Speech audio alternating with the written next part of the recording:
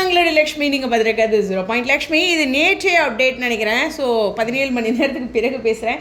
இருந்தாலும் தெலுங்கு செட்டில் இருந்து ஒரு அழகான அப்டேட். சுவாமி வந்து அவரோட கைகளில் மொபைல் வச்சுருக்காருல்ல, அதை வந்து நல்லா க்ளோஸ் பண்ணிக்கிட்டார். அதாவது மொபைலில் என்ன பார்க்குறேன்னு தெரியாத மாதிரி அங்கே ஒருத்தர் பிடிஎஸ் எடுத்துகிட்ருக்காரு. ஆனால் அந்த செட்டில் அந்த இடத்துல உட்காந்து அந்த எல்லாருமே மொபைல் யூஸ் பண்ணிட்டு தான் இருப்பாங்க. அதாவது நமக்கு ஒரு பெரிய ஒர்க் பண்ணிகிட்டு இருக்கும்போது ஒரு பிரேக் கிடைக்கும்போது மொபைல் பார்க்குறதுங்கிறது யதார்த்தமான விஷயம். ஏன்னா நாட்டில் என்ன நடக்குதுன்னு கூட தெரியாமல் போயிடுது.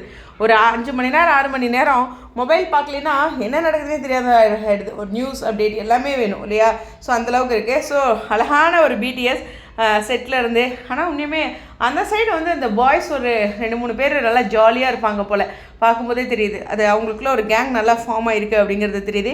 இங்கேயுமே சகல பிரதர்ஸ் வந்து பயங்கரமாக முன்னாடிலாம் அப்டேட் கொடுத்துருந்தாங்க. இப்போ அவருக்கு என்ன பண்ணுறது, சோலோவாக சுவாமி தாத்தா இருக்கார். ஓகே, தாத்தா சுவாமி வேறு எந்த அப்டேட்டும் அவரால் கொடுக்க முடியல.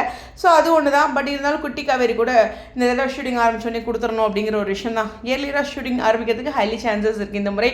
அது மட்டும் பதிவு பண்ணிக்கிறேன். எனிவேஸ் மீண்டும் சொல்கிறேன், 6 மணிக்கு சாயங்காலம் மிஸ் பண்ணாமல் பாருங்கள்.